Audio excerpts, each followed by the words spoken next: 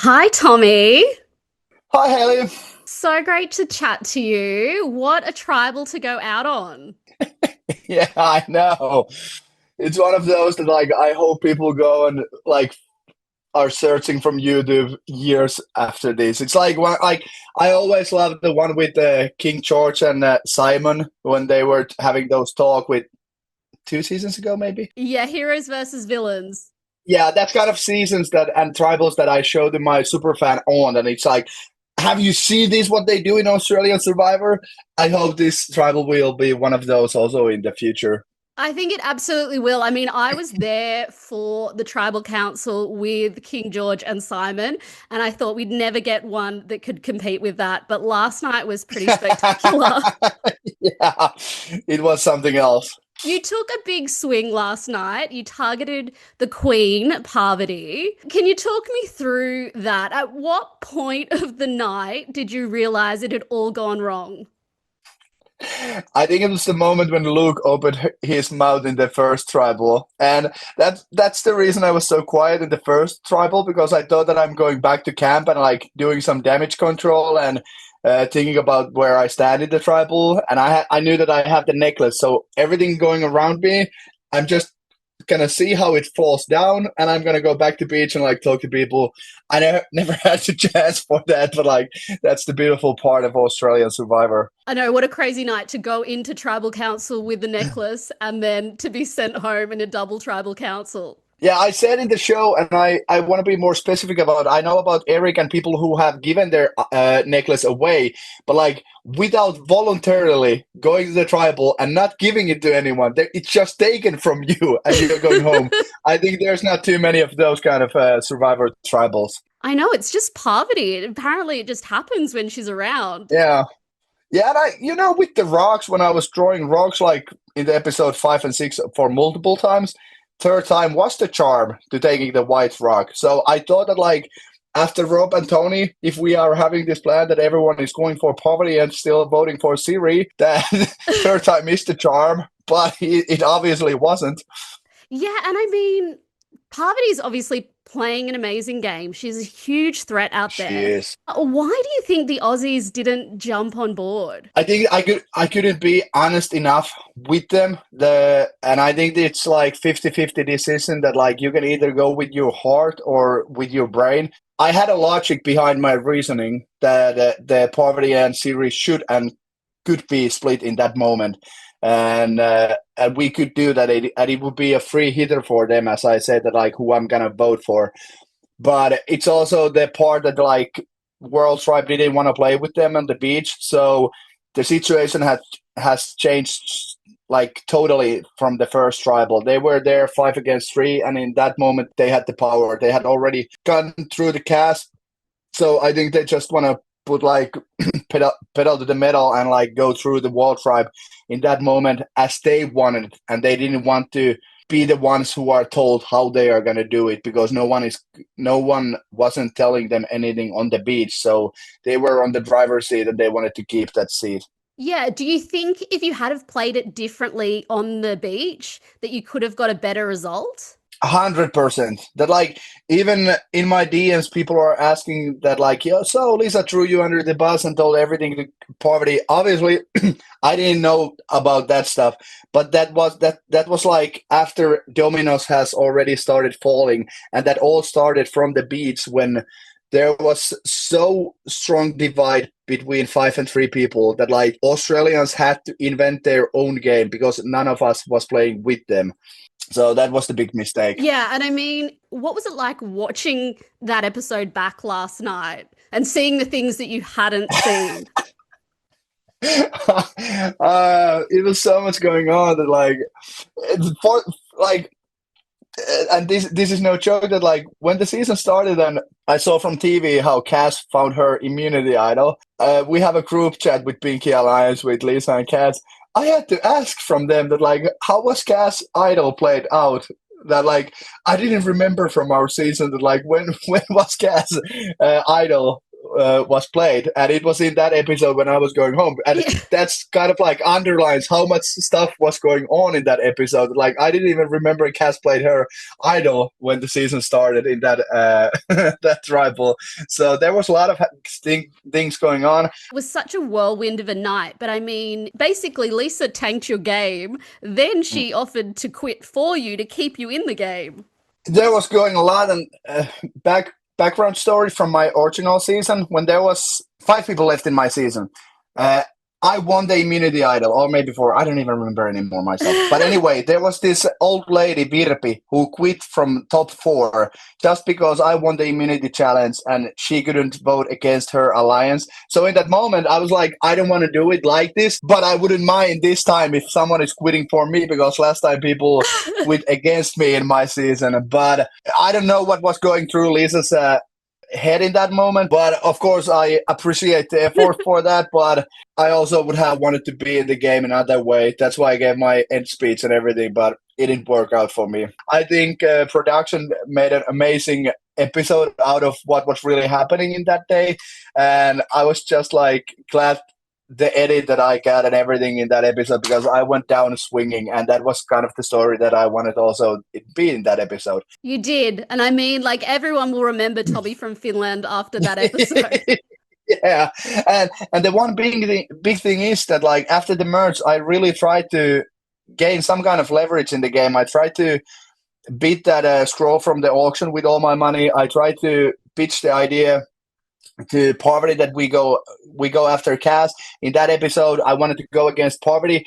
I was eager to get some game going on from my direction, and I was saying to other people as the cameras that, like, in this kind of all-star season, I have once already been in the final jury pitching my case, and I was Finland's runner-up with 1 vote.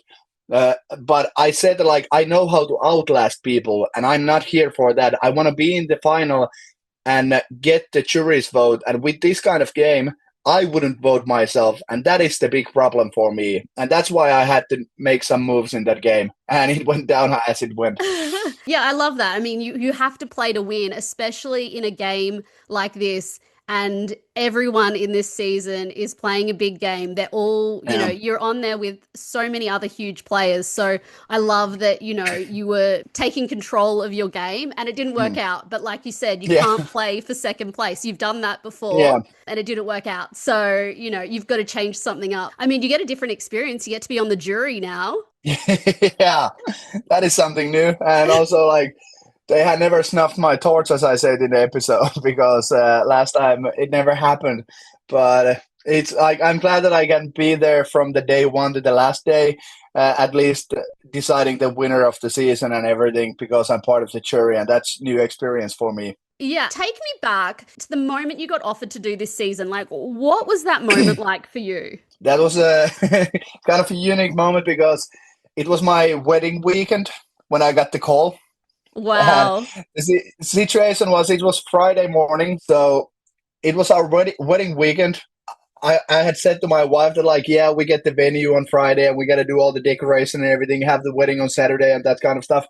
Then I woke up on Friday, like 6 a.m., and I see my email that there's offer from Australian Survivor producer that she want to talk with me on Meet, maybe this morning already. So that they want to do like this Survivor World against Australia, and I was like, this have to be an online scam. This is the one that, like, I would have, like, trying to get all my money, like get all my personal details and Visa credit numbers. So I go and I go to my wife and I go like, honey, I know it's our wedding weekend. We are going to do a bunch of decorating. It's all about us. But I have to take this work meeting, just one. And if I'm giving my credit card digitals in the office, please come and stop me, because, like, I don't know what is going to happen next. And since then, it's been a wild ride with you guys. I just love every moment of it. Yeah, and what did you know about the players? I knew almost every player from the mat. I didn't know the minor countries, but I wasn't concerned about that, because I knew that people are not going to know me, and because I didn't even know which countries are going to be in my tribe. So it would have been endless effort to go through all of South African season, all French season, all Great Britain season, and that kind of stuff. So I've been watching all the Australian seasons and most of the US seasons also. So I knew 7 out of 8 people immediately from Australian tribe and 5 out of 8 from my tribe, I think. And who were you most excited to see? Tony Vlachos was for me because like he was the first when I arrived to Samoa. I didn't know who are playing or from which country, but the first time I saw Tony's neck from somewhere, I recognized it immediately. I was like, that had to be Tony Vlachos. And like if they have Tony in here, that's the level of the players that they have, and like we have the A game in here. And you got to play with him. I got them, and I even like we had many nightly talks with Tony, and I already like I knew like he wasn't as familiar with the Australian players, so we had like talks in the first and second night. Because information is value in Survivor, so I tried to pitch him and tell that like how people are like Shoni is a little bit of queen of the Australian Survivor, like Parvati is, and like trying to tell the player types of the like from US and Australians, like who is who and how is their play and like that kind of stuff. Did he live up to your expectations? Yeah, of course. It's just like witnessing those game moves in the jungle, in the tribal, and also in challenges from those all-star players. They really lived up their level and reputation.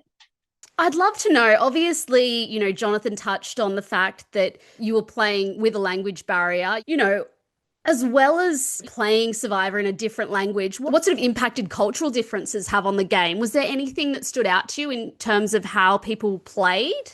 It's like I got the yesterday question from the Finnish audience, and they were asking like, were you annoyed of all the talks that are going in the tribal, like beside the fire without Jonathan? And I was like, I don't mind it. I know it's the cultural difference from Finnish and Australian Survivor, how people talk in tribal and you can talk in challenges. I knew that I had watched your guys' season. It's your game. You invite us to play there. So I know the cultural differences. But that's going to be shock for Finnish audience. And it is. And it's like some of them are like, I hate it. I couldn't stand it. I just like when people go to camp, they decide who they are going to vote. They might say Michael and go for John, but it's like they do it that in camp and then they go for tribal and get their business done. And it's like, okay, ma'am, that's your like opinion, but like I love Australian Survivor. I love how the game is played in the complete level, not just in the challenges. The idea is to scramble and talk your way to be the sole survivor. And you guys do it beautifully in challenges and in tribal councils. I might not be in the level of what is needed because it's new for me, but I love it and I make the most of it. Yeah, it's, whatever it takes to win. Yeah, that's the thing. It's more strict in Finland. Yeah, it is really more strict. Like you don't speak if you are not spoken to in the tribal almost. And then the one thing is also like audience love the challenges. They like just want to know who is best carrier of leaky bucket. And I'm like, I'm not there for that. It's part of the game, but the reason that we all are here is to get to be the sole survivor or the greatest of all time in this season. So challenges, they are fun on TV, but like I'm there for the whole game. Yeah. I love that. I'm going to get to some quick fire questions. Are you ready? Yep. What is a better feeling, winning individual immunity or pulling off a blindside? Immunity idol. Player with the most annoying habit in camp this season, and what was it? Rob. It was just like talking a lot and like like the good example is how he lost Machete. Just like he's doing something and you should be babysitting him that like he doesn't do anything stupid in that kind of way that we don't lost anything valuable. Rob actually said you were the most annoying with your talking. I was going to say that like most people are going to say that. I was going to say that to you. Yeah. Would you rather win a reward and lose your dignity or lose reward and look good doing it? No, lose my dignity. As long as it's on camera, it's all good. Who are you most starstruck by on this season? Still have to go with Tony. If you could be on any reality show, what would you be on? I have to go with the Amazing Race because that's the one of those that I was watching with my Survivor superfan aunt back in the 2000 when we started to see Survivor Australian Outback. Amazing Race was one of those original big reality TVs back then, and I would love to do Amazing Race. And if someone were to write a history book on Survivor in 100 years' time, what would the headline be to the Tommi from Finland chapter be? Superfan who never got his crown. Oh, there's still time. There's still time. There's still time. I have this is ready. This is always ready to go again. Like, I always need to buy a new one because sleeves goes off in the merch. But I'm ready to go with my wolf t-shirt. Surely it's your wolf sound. Yeah. It's ow. You mean that? Yeah. Thank you so much for your time. I can't wait to see the rest of the season. I'm sorry to see you go. I feel like you just sort of found your feet. We were just seeing more of you. Yeah, as a fan, as a competitor, I'm there for the win, but also I'm just glad how good episode and show we are making, and I'm doing the best out of my part just to be the part of the best season ever. So I'm having a blast. Thanks, Tommi. See you later. Thank you, Hayley. Bye.